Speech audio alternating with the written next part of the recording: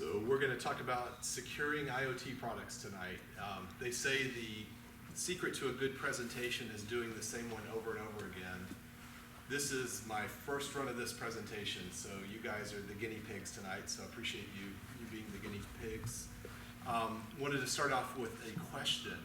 So when you think about getting into a conversation about securing IoT devices, are you thinking about this conversation more like a doctor's visit, or is this more like something would be enjoyable and interesting? So a doctor's visit, anyone? No? Okay, so enjoyable and interesting. So you guys are definitely the right crowd here. A lot of times when I talk with IoT product folks and we talk about security, it seems to enter into doctor's visit territory pretty quickly. So in the talk tonight, we're going to have kind of two parts. We're going to talk about the likelihood and the pain associated with IoT security breaches. That'll be the first part. And that will be more like the doctor's visit part. And then we'll get into the practical steps, the things that you can do to actually secure IoT products. And that should hopefully be a more interesting, enjoyable conversation. A little bit about me. So I started my career working in embedded systems with real-time operating systems, working close to the hardware. So you know when you're debugging software with an oscilloscope, you're working close to the hardware. And then about a long time ago, I'll say it about 19 years ago, I transitioned into cybersecurity. So I helped Cisco develop their industry-leading intrusion prevention product, and then moved on into leading development on their next generation firewall, and then into management, and now I'm a product owner for Cisco on their next gen firewall. And then symbiotic security. So about 3 years ago, there was a number of high-profile IoT security breaches. There was the Mirai botnet that took down a big chunk of the internet for a period of time for a part of a day, including sites like Amazon. So there was some pretty significant security activity around IoT devices then. And I started thinking about how could I take the security we're building at Cisco and take and apply that to IoT devices, and how could you actually use some of what we're doing to secure IoT devices. So I founded Symbiotic Security a couple years ago, and so talk a little bit about that later. So to start out with the problem with IoT security, the doctor's visit part. So IoT devices are under attack. So you can see starting the graph from the Kaspersky threat report. Starting in 2016, I don't know if you guys can see this is kind of an eye chart here, but starting in 2016, there was just a little over 3,200 unique IoT attacks detected. And then in 2017, it went from 3,200 to over 32,000 unique IoT attacks. And then in 2018, you're up over 121,000 unique IoT attacks. So you can see not only the growth, there's not only a growth in the variety, and these are a variety of attacks, so these are different types of attacks detected, but there's also a corresponding growth in the volume of attacks and the sophistication of attacks. Jeff? Yes? Could you talk a little bit more about the nature of these attacks? Yeah, I will get into them. Okay. Yeah. And yeah, and you raised a good point. I wanted to make sure and cover this too. A little bit of housekeeping up front. So I'm going to try to keep this at a higher technical level for folks that are not programmers and technical types. I will deep dive at a few points into some technical talk, but I want to make it mostly accessible. Feel free to ask any questions as we go. Just let me know if you have a question. And also all of the information, not all of the information, but all of the kind of key pieces of information that I have on the slides, I put on a resource sheet that is linked off of the Meetup page for this meeting, and also off of the Slack channel that we have for the Austin IoT Slack channel. So a little shout out if you're not using the Slack channel, great place to connect with that. So what happens when your products are breached? And again, probably a little bit hard to see, but this is the compromise. So within seconds to minutes of an attack, a device's security is breached.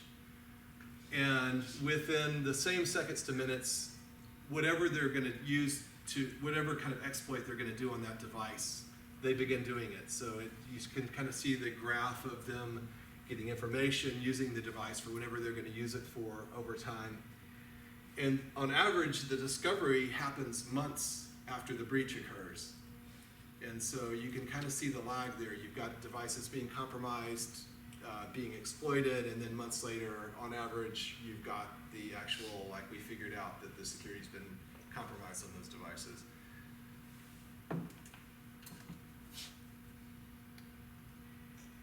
And so what is the effectiveness of these attacks? So what's happening with these attacks? So you can see a few headlines over the last few years, over the last couple of years. So I think 2017, they detected 2+ million devices compromised by the Reaper botnet.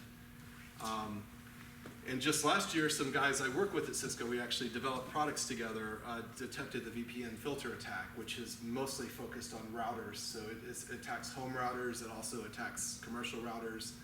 And the thing about VPN filter is it's a much more sophisticated attack. So it actually persists over a reboot. It is a lot more advanced. And then recently, researchers at Ben Gurion University took 16 products off the shelf. So those included, and kind of randomly, security cameras, baby monitors, routing equipment, and they were able to completely compromise the security of 14 out of 16 of them within an hour, so they could take over the device. And then you see a lot of articles. This is probably a little hyperbolic, but IoT devices could be the asbestos of the future. And so, coming from the standpoint of people are using all these things, and it's providing a lot of convenience, but also with all the big security holes and security issues, they're asking, are we going to look back and think, what were we doing? Why did we do this? And so the key takeaway is in this article about IoT devices, the asbestos of the future, was that the product makers need to invest more in securing their products. And finally, what are the effects of a breach? So after a breach, 65% of customers will lose confidence in the company that's making the products. So again, this is the doctor's visit part, right? But I know some of you work on IoT devices, and I want to bring this a little closer to home. There's some important things to consider. And Dave, I don't know that I answered your question. So before I get into that, I want to make sure I answer your question. So you were asking about what? Just backing at the statistics of the increasing number of attacks, I was just curious about the nature of what constitutes an attack to make it part of those statistics. Good. That's a good question. My understanding, and I don't know exactly what they were using as a criteria for that, but I think it's something that would compromise the security of the device and allow basically the attacker to access the device in a way that was not intended. Okay. So that the attacker could get access to that device and do something that was not intended to be done, and there's a security attack on that device to do that. Yes?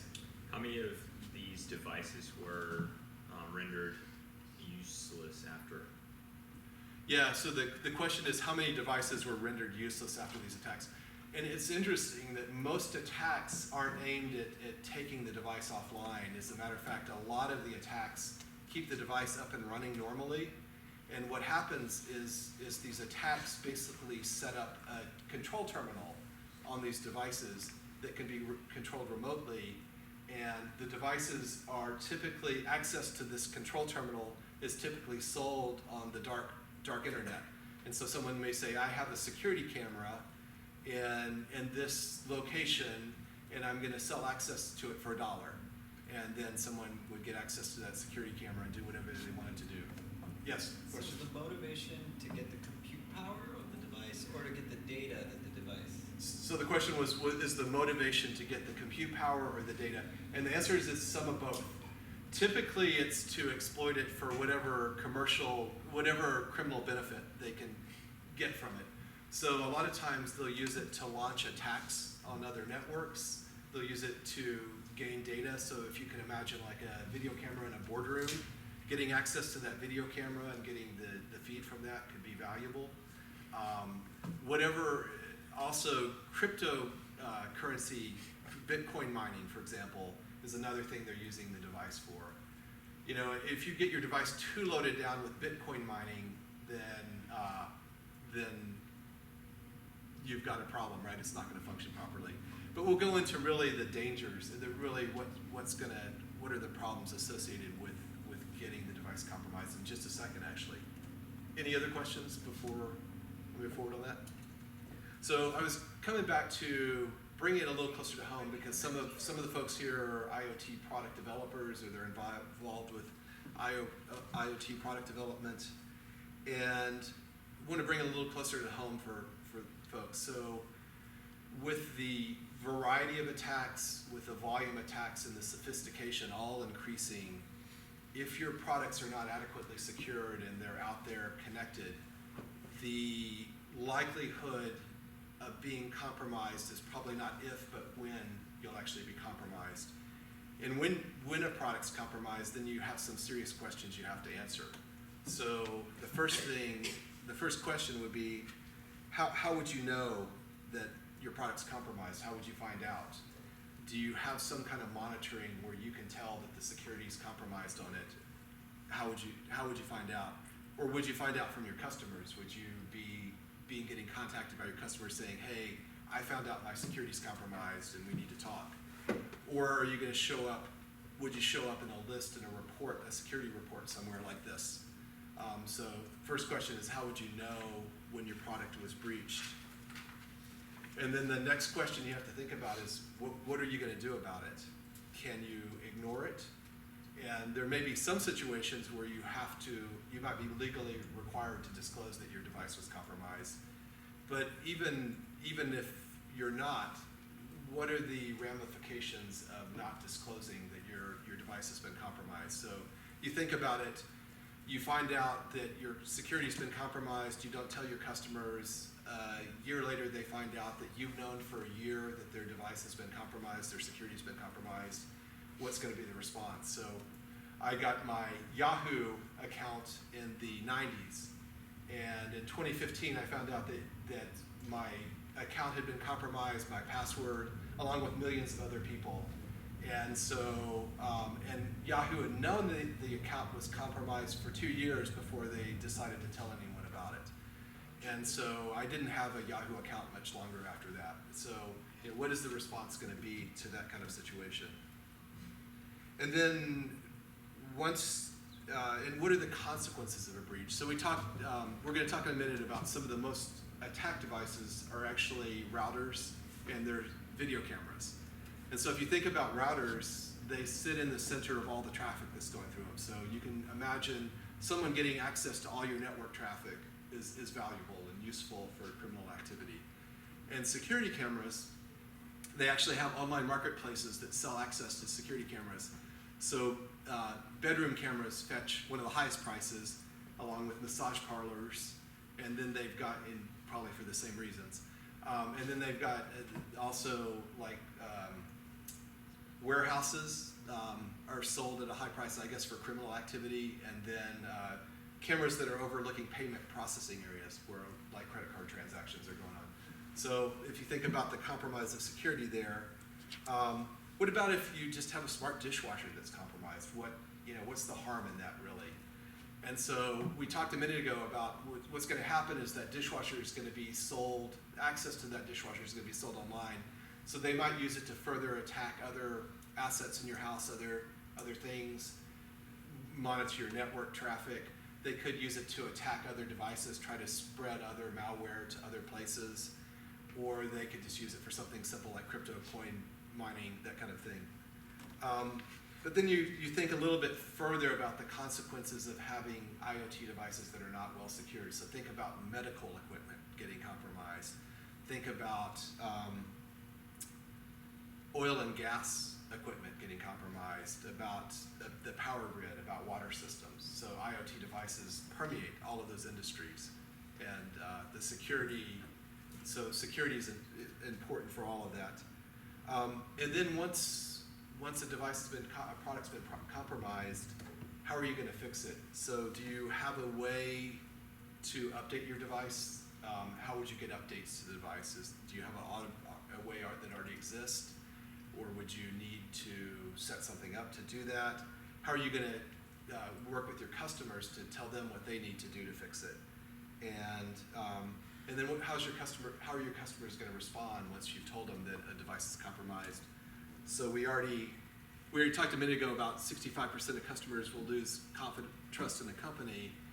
And on average, the same study shows on average 31% will abandon the product altogether.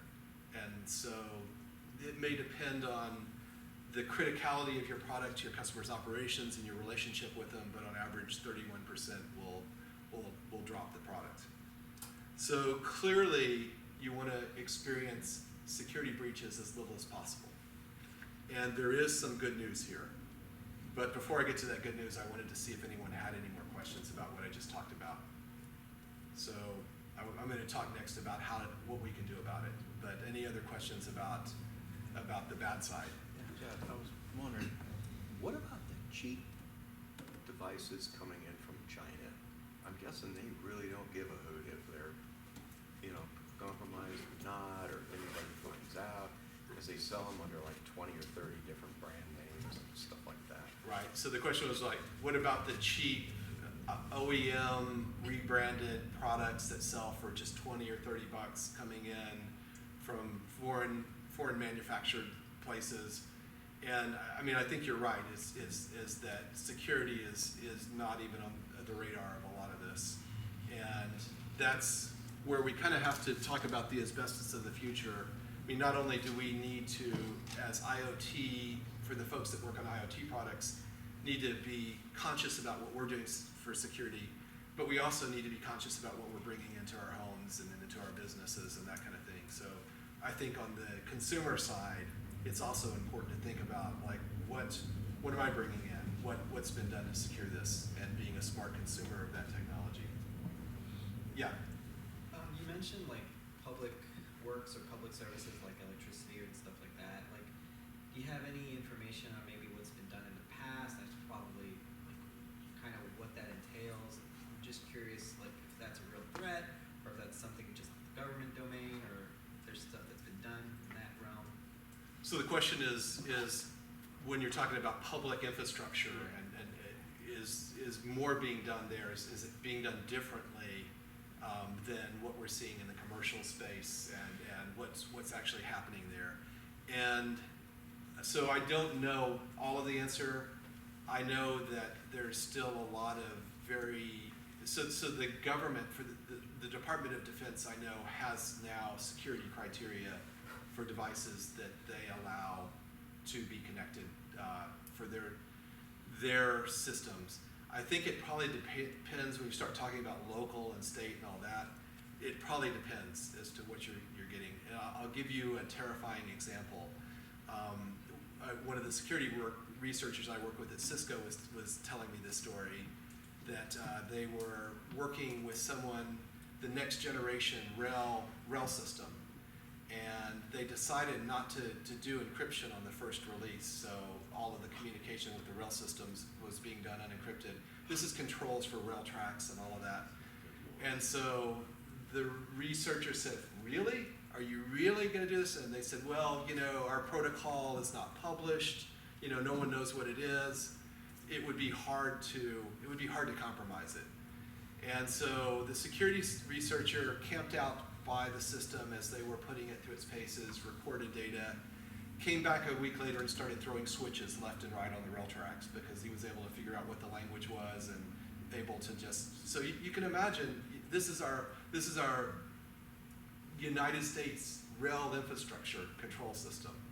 And you can imagine the damage of sending two trains into each other, sending a train loaded with toxic materials off the tracks in a big urban area, things like that. So, yeah, so when you talk about like, what are we doing to secure our public infrastructure, there's some being done, but there's more that needs to be done. So, any other questions?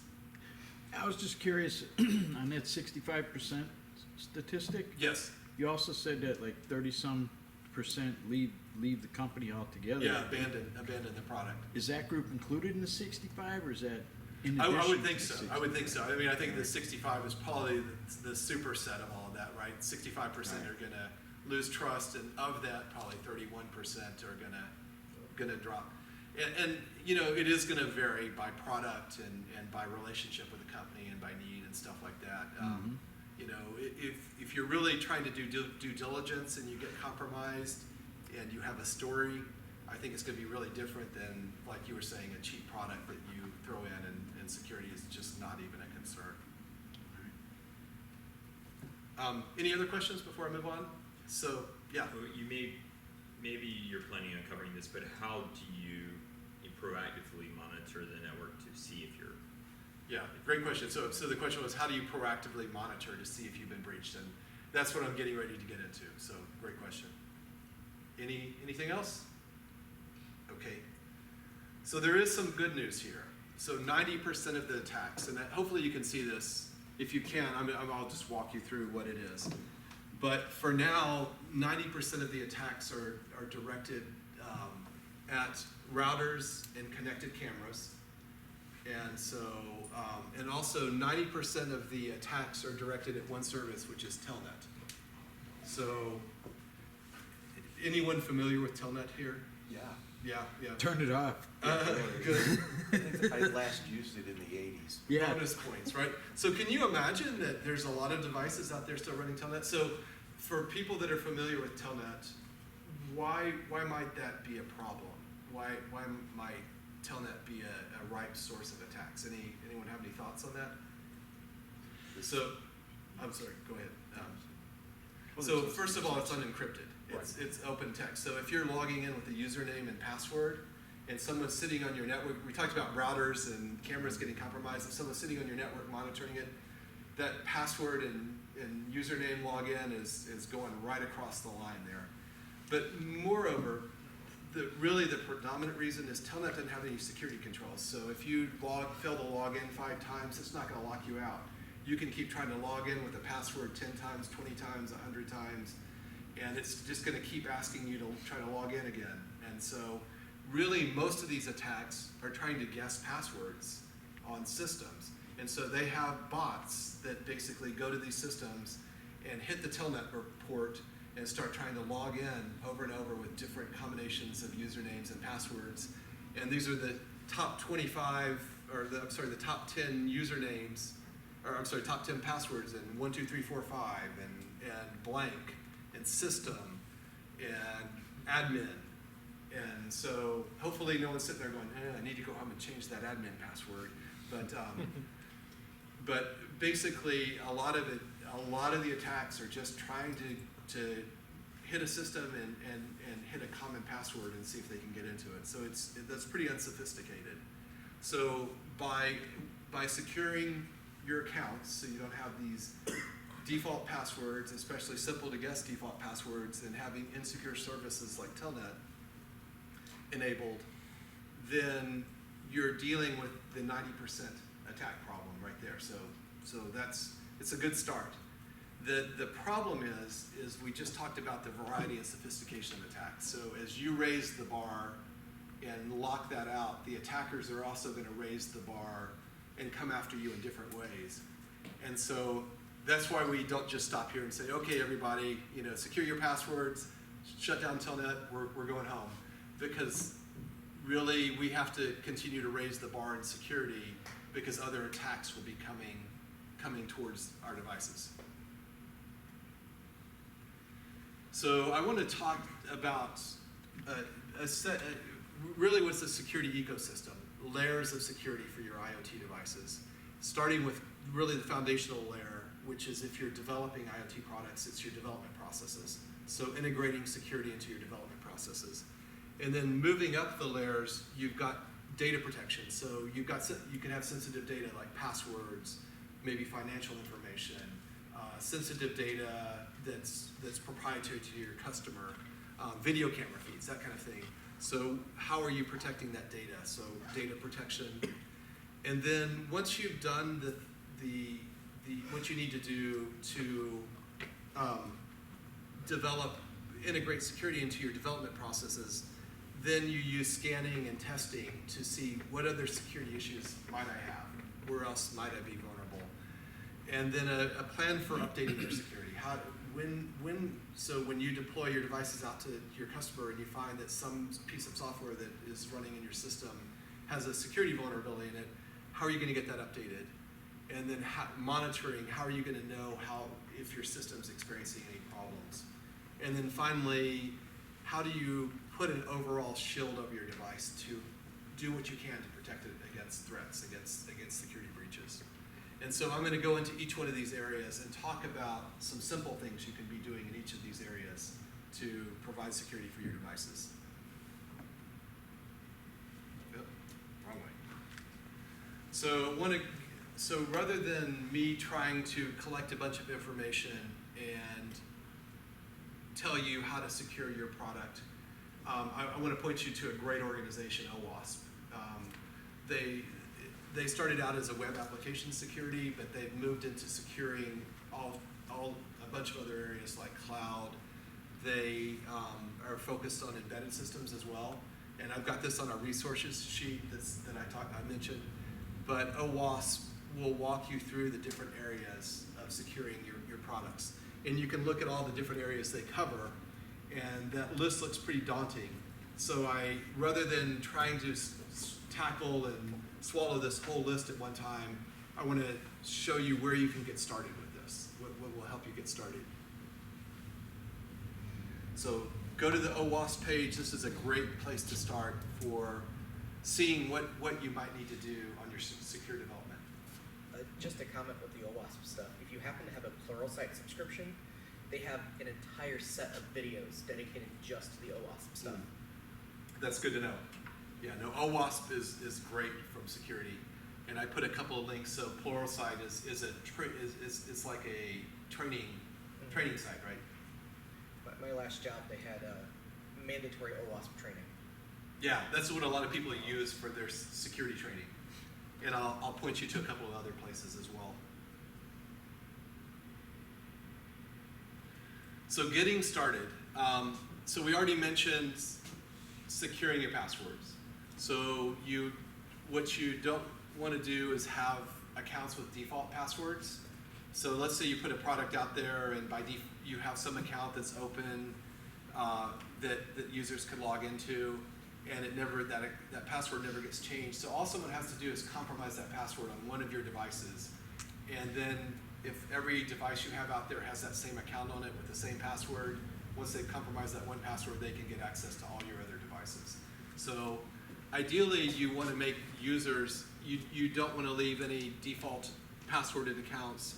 When a user first sets up their system, ideally, if they are using a password login, you want to make them set a password for it rather than just leaving the system password on it. And the last thing is no backdoors. You don't leave a backdoor to where you can have some kind of service on your system, because that's one place that attackers get access frequently is finding backdoors in systems and using that. Yeah. So talking about backdoor, I think I just saw on Reddit that someone got the bird scooter. They found like a abandoned one. They dumped the firmware and they found that the debug port was open. He was able to run it remotely, like have the wheels turn from his terminal. That's pretty scary, being able to sit somewhere and run a scooter. Yeah. So no backdoors. And then getting started with OWASP stuff, one of the items they have on here is threat modeling. And threat modeling is basically an activity you do to take a look at your particular product and say, what openings does my product have to the external world? Do I connect to Wi-Fi? Do I connect to Bluetooth? How do I interact with the external world? And where might those interactions be exploitable? Where might someone be able to come in and take advantage of my external openings? And then what might be of value? So if someone were to exploit that, what could they get access to? What would be useful? Obviously, if someone can get on your system and take it over, that's valuable. And so it walks you through an exercise of kind of pinpointing what are the areas I need to pay attention to on my device. And that will guide you really for the rest of everything we talk about. So it's a great place to start. For software developers here, static analysis tools are another great tool to use. So you've got free tools, even something as simple as cranking up the warning level to all on GCC and seeing what it spits out. There's free tools like CPP check playing. There's also paid tools that go deeper and really look for more stuff like Coverity or Clockwork. So those are another thing that you want to integrate into your development process. Code reviews as well. So if you have a group of developers, you want them reviewing each other's code. In a minute, we'll talk about why this is important. And then ideally, you've got some automated testing going on as well. So you're finding any issue. So it's running your product through the paces and seeing if you're finding anything. We'll talk about why that's important in a minute too. And then finally, there is a lot of different sources of application security training online. So you mentioned the Plural site, and you can get the OWASP trainings. Another one that I would plug, I don't have any financial interest in it, is securityjourney.com. They have like a martial arts level training. So it's like black belt, white belt, yellow belt, green belt. And last time I looked, they had a white belt, so an entry level training that was really affordable, like $99 a seat for virtual training.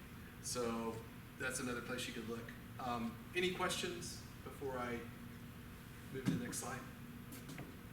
Just one comment about the code reviews. Mm-hmm. And this is something that we've been pushing in my office quite a bit, is that any code that makes it into your production environment that, even if it's not being used, can be used against you. That's a good point. So whenever you're performing code reviews, always justify every line of code that goes into it. Right, because somehow dead code can come alive at some point. Really, what's the point of dead code? Like, Yeah. technical debt. People get lazy, but yeah, it's a good point. And then also with, as far as the static analysis stuff, if you're in the .NET world, the Microsoft has free code analyzers that are part of their NuGet packages. And then also, if you're in .NET Core specifically, in your CS proj file, you can do treat warn as error, which automatically turns all code warnings into errors, which will kill your build. Right, so you want to get past some kind of warning. Yeah. Something I've seen, on code reviews, they're really important. Boy, they can degenerate fast. Pair programming's fun too. Yeah, well, I've noticed a lot of people will go, I'll just do code reviews. It's like, no, you really need to set up a structured, review process. Yeah. No rubber stamps.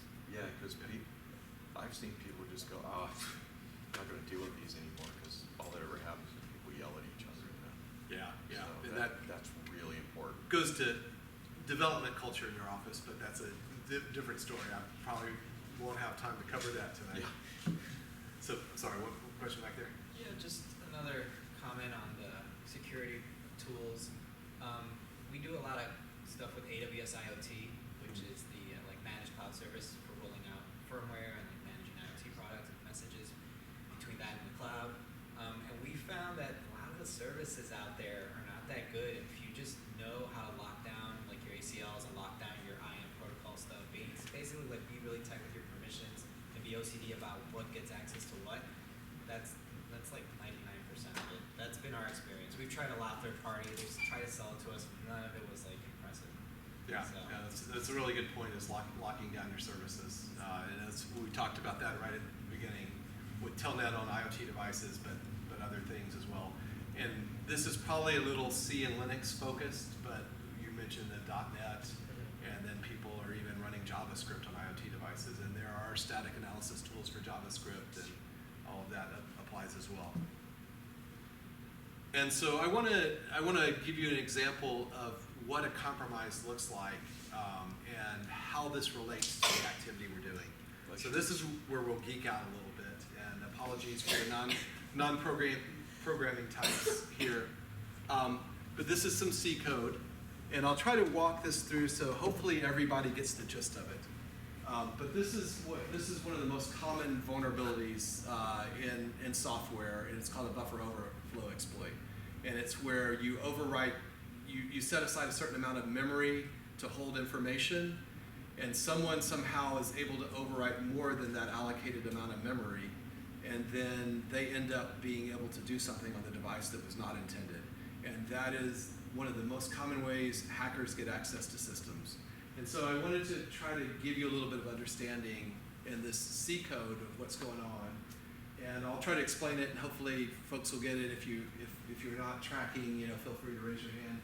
But there's this function up here called check password, and it returns a Boolean value, so true or false. So it's gonna check to see whether a password is valid or not, and return true if it is, and false if it's not. So with me so far? And so when you enter a function, there's a place that your program stores all of its information, all of the information that it's using as it's processing your stuff is being stored on memory. And in this case, it's being stored on a stack, and a stack actually grows from higher memory addresses to lower memory addresses. So when you enter this, we're going to say you enter this, and your function stack happens to point to memory address 1000, for example. And the first thing it does is it says, okay, I'm going to declare this piece of memory for holding my information called is valid, and I'm going to set it to false, meaning I'm going to start out saying the password's not valid. I'm going to put a piece of information saying is valid, is false. Good so far? And what it's going to do is when you declare that is valid, it's got to make a place for that memory in its stack. And so what it does is it moves down a little bit, and from memory locations 996 to 999, it holds that is valid memory. Okay, everybody tracking so far? And then the next thing it's going to do is it's going to say, I'm going to let the user, I'm going to collect the user's password from their input, and I need a place of memory to store that. So I've got this password, and I'm going to set aside 40 characters to hold this password. So we've got 40 characters now, and we move down the stack some more, and from memory locations 956 to 995, we're holding the password data. Everybody good so far? And now we're gonna do something. We're gonna call a function called gets, which is basically read whatever's been put into your input and put it into whatever memory we tell it to put it into. In this case, we have this password, and we're telling the gets to get the input from the user and put it into this memory, put it into this 40 character memory space I declared. And then the next thing we're going to do is we're going to say, and also validate the password. So I'm going to take this memory we just stuck the password in, and I'm going to run another function to go validate it and say, okay, I'm going to check this password against the list of good passwords, and if it matches, then I'm going to return true, and if it doesn't match, I'm going to return false. And if it happens to get the password and it validates it, then it's going to drop down right to here and say, okay, is valid is true. The password's valid, we're good to go. And if not, it's not going to change the is valid value, because it's going to basically jump around it and just return whatever the is valid value is set to, which we set to false up here. So has everybody kind of got the basic idea? So now here's how this is actually really unsafe. There's a real problem here. And the problem is just gets whatever the user happens to type in. So what if they type in 60 characters instead of 40 characters? What's going to happen is it's going to start at the beginning of the password memory at 956, and whatever the user has put in, it's going to get it and stick it in this password location. If it's 60 characters long, it's just going to go down and blow through all this memory. Does that make sense? And so now the attack comes in. Well, true in C language happens to be just the value 1. And so what's going to happen is they're going to type in 40 characters. They're going to enter a password that's 40 characters, and they're going to add 1 at the end. And so what happens now is they enter the 40 characters of, say, gibberish. They could enter all ones. They could just enter 11111, and 41 character number 41 is also 1. It's going to stick 1 into is valid now. Is everybody following that? So now 1 is valid. And so now, even though we didn't get down here and set it to true, it just happens that we overrode its memory with 1, which happens to be true. So now it's going to return, yeah, the password's valid. So they've entered gibberish password that had an extra 1 at the end, over 40 characters, and they've just returned, yeah, that password's good. So now an attacker, to log into your system, all they have to do is enter a password that's 41 characters long, and the last character is a 1, and it doesn't matter what the password is, they're going to get access to your system. And so this is a made-up example to try to simplify this, but it's really how a lot of security vulnerabilities work. And so going back to what could we do to prevent this? And this really does go back to where we just were, that a lot of static analysis tools would have come in and seen the gets here and passing in a buffer, they would have said, this is unsafe. The static analysis tool would have said, the way you're using this is unsafe. You need to look at it. Also in a code review, we just mentioned that a minute ago, in a code review, hopefully a reviewer would have said, wait a minute, what happens if the password's longer than 40 characters? What are you doing there? And so that's another place where you would have caught it. And finally, we're going to talk about testing in a minute, and actually some automated security testing might have caught this as well. So any questions on this before we move on? Hopefully, even for the non-programming types, made a little bit of sense, made enough sense? Okay, that's good. So testing. So a study done a couple years ago showed that 80% of IoT products were not tested for security. And the reason for testing, so we've already invested this effort in building security into our development processes. And now we want to find out what else is out there. What are we missing? What are we not, what other vulnerabilities do I have? And so that's the purpose of security testing, is finding where your system's vulnerable. And so Kali Linux is a Linux distribution that has a bunch of test tools, and that will give you a number of tests that you can run at your system. The challenge with Kali is that it's kind of a do-it-yourself. You get a grab bag of tools, you can go look online and you can find, like, this is a good one for my system. These are ones that people use for embedded systems. So you can find tools that you can use to point at your system and see what might be vulnerable. And the other thing to think about is that Kali is external to your system. So you're running and pointing at your system and you're saying, try running a bunch of things. And so in this password example we gave just a minute ago, it might be that that you had a tool that was trying to log into your system, and it might have found that vulnerability for you. So Symbiotic Security also has a free security scan that you can download, and it actually runs on your device. And I'll put the qualification, you don't want to put this on like a running production critical system and run it while it's in production mode, but like a lab test system, take and run it on your device, and it will show you a number of common vulnerabilities that are there. It also looks for insecure software packages, so that's another option. And so it'll give you, it's something to easily to download, run it, and get some results. And finally, there are paid security testing services. Austin's got Praetorian that focuses on testing IoT devices. There are a number of good test services out there. So one of the things I didn't mention earlier, but I want to mention, is that as you look at going up the stack here, we kind of start out with stuff that's closer to the day-to-day work you do, the development work you do on your products. And as we move up, we move kind of more external. So now you've got external testing, and updates are going to be coming from using external stuff. And then monitoring is external. And then threat protection is even trying to figure out what to do is even pretty external. Also, it starts out with a level of security expertise of you just need to do some basic things here in development. But as you move up, you need more and more security expertise also to do some of the stuff moving up the stack.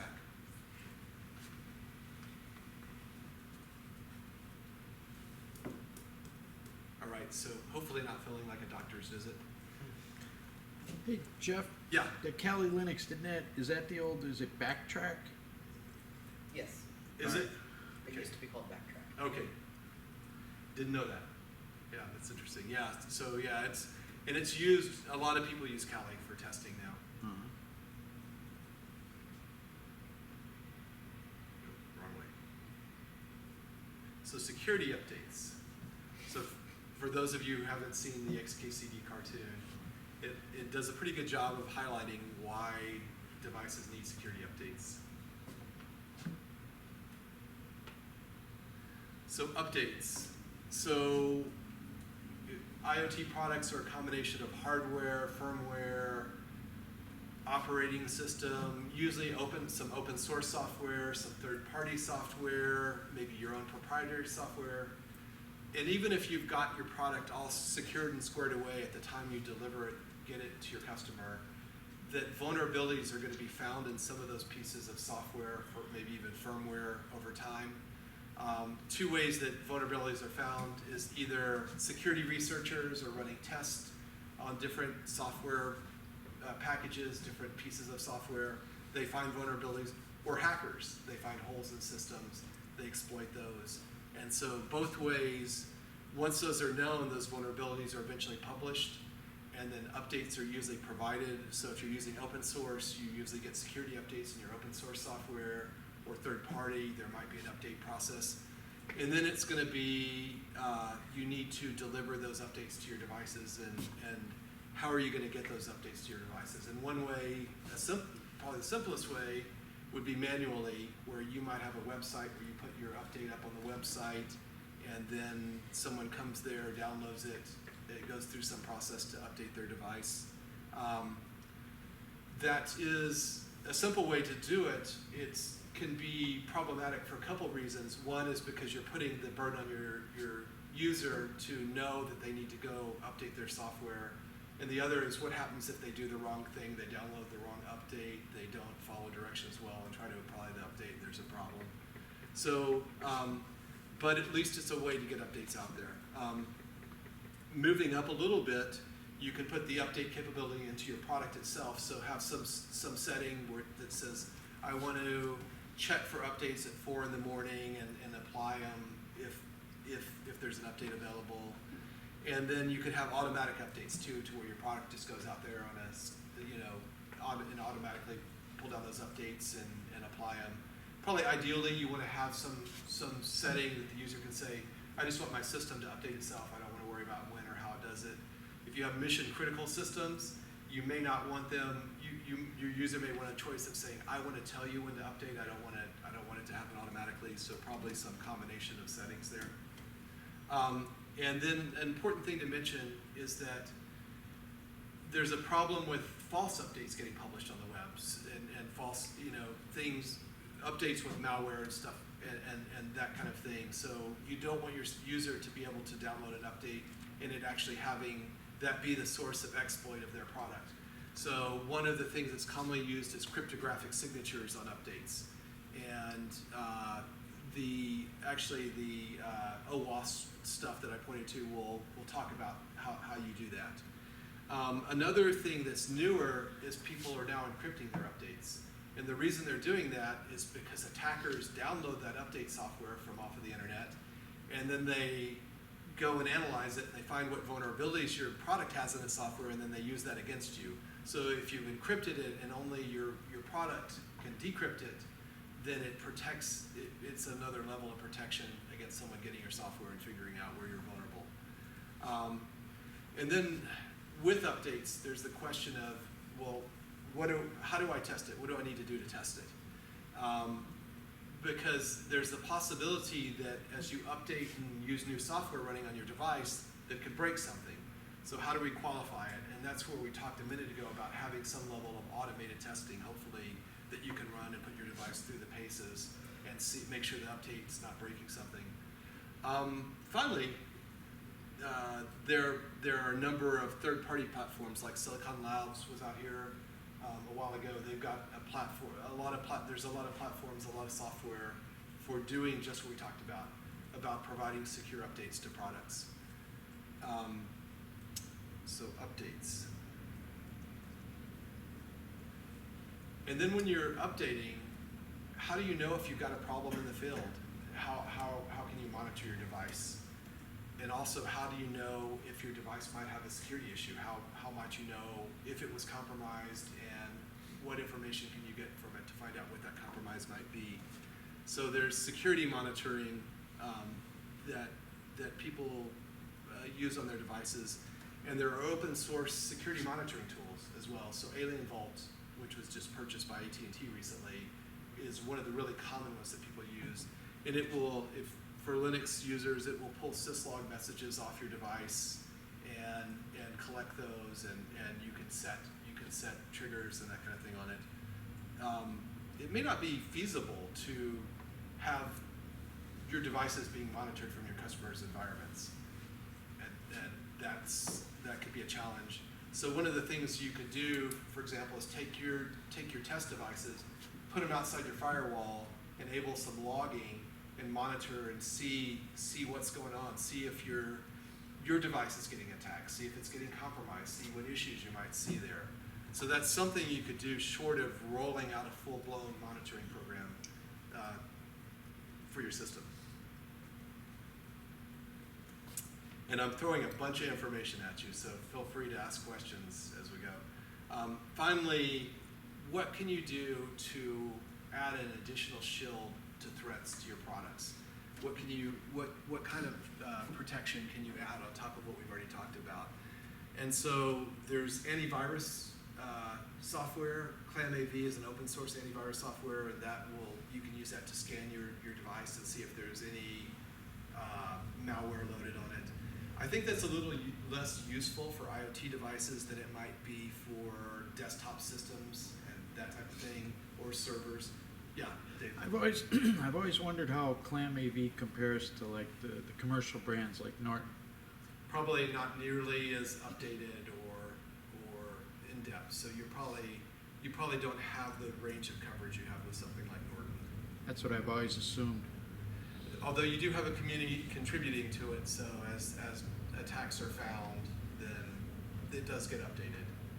I think the main thing though is IoT devices are usually closed systems, so it's not usually the same model as a desktop system where you're downloading files all the time and working with files all of the time.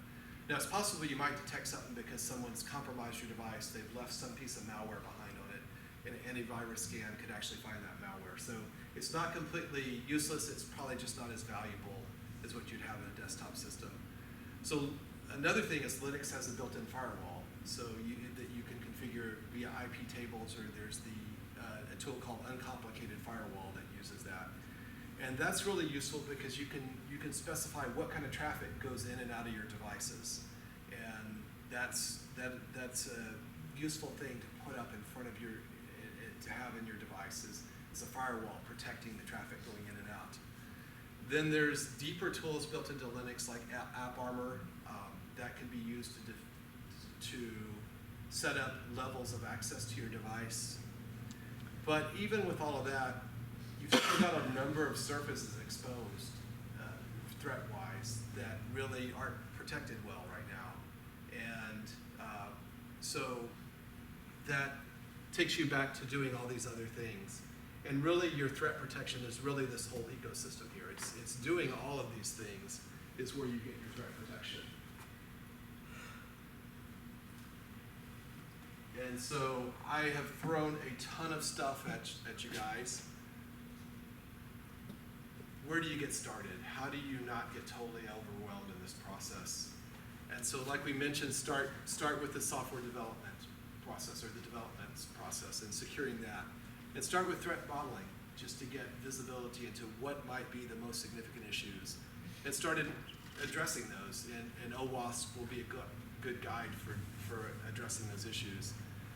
And then when you're talking about testing and updates, you can always use scanning testing like we talked about, and some of the external testing to see what other vulnerabilities you might have, and then provide updates as you're able to do so. Threat protection, enabling something simple like the firewall on your system goes a long way. and monitoring. Like we mentioned a minute ago, you can take and put your device outside your firewall and turn on some logging and monitor and see what's going on, see what might be attacking your device, see what might be compromising it. It's a good guinea pig test system that you can do without having to roll out a full-blown monitoring system of your device. One caution here is if you take your device and put it outside your firewall and you find that its security is getting compromised, or if you suspect it might be, you probably want to reload the whole thing before you bring it back in your network, because now it's one of those nodes that you're going to bring in and it's going to be attacking the rest of your network, just like we talked about. So any question, this really covers the bulk of all the security elements that I want to go through. Any questions over what I've just covered before we move on just a bit? So, question? No?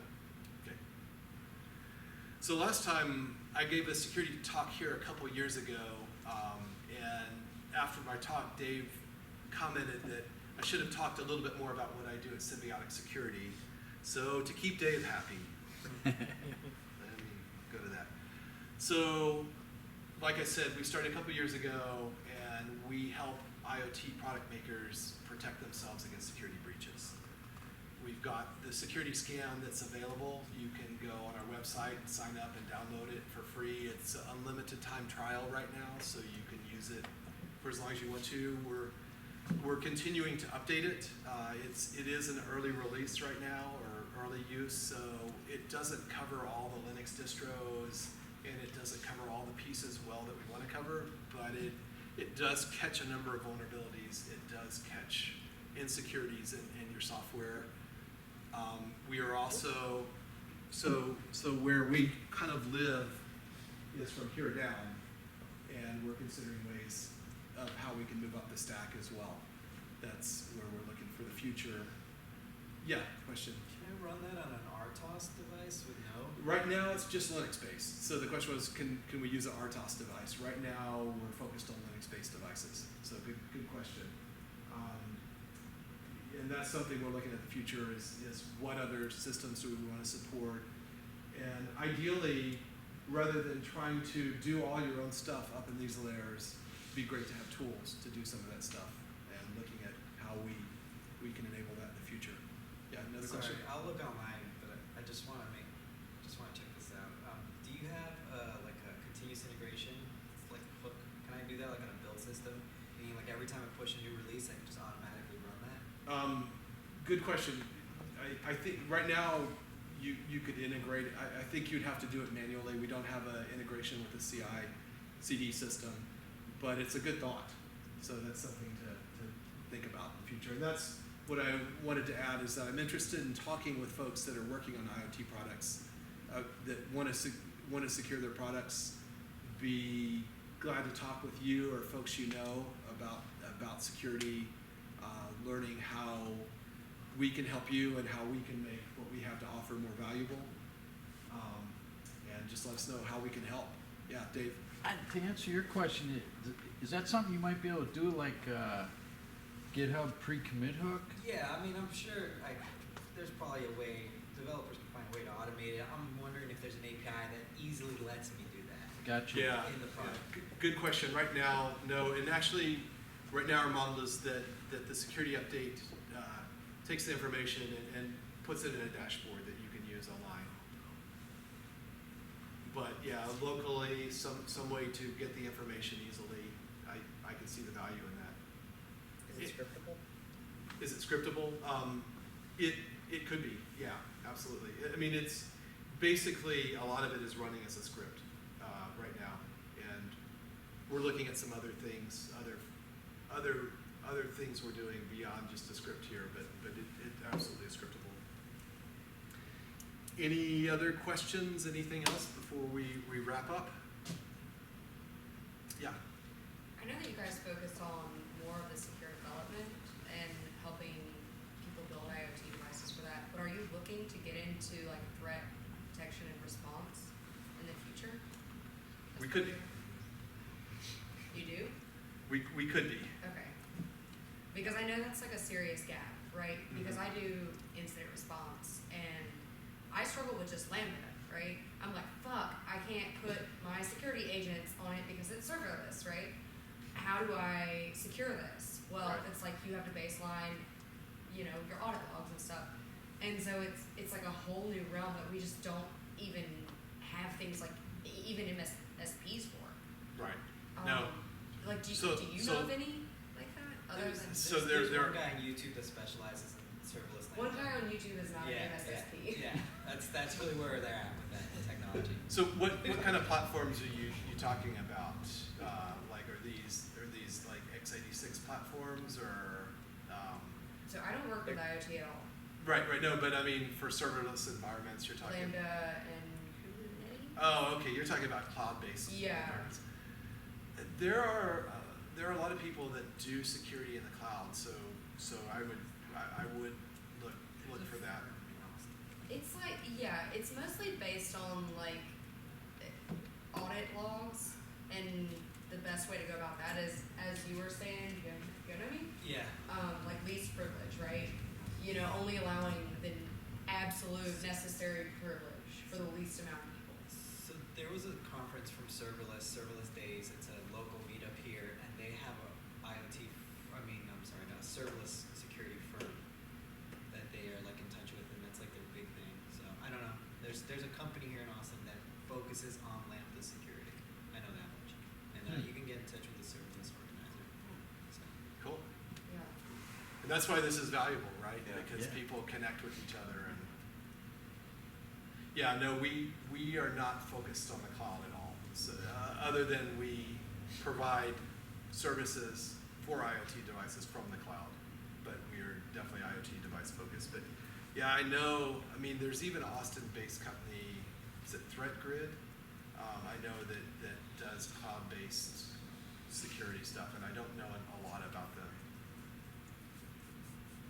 So, anything else? Yeah. So, symbiotic security, you guys a consulting service that you can hire on when you're building your stack? Are you like an afterthought that you can test? We really stack? are looking to be a product, and so yeah, we do. We absolutely will work with you to help. You know, I'm glad to talk with you about security. Uh-huh. What we're really looking is what can we give you.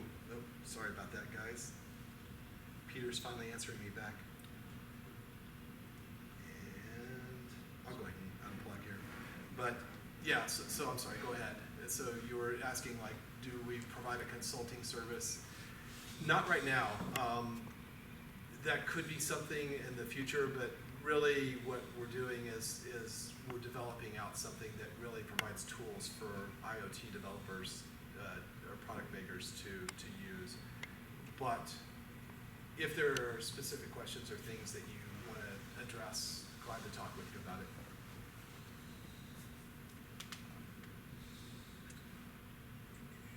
Anything else?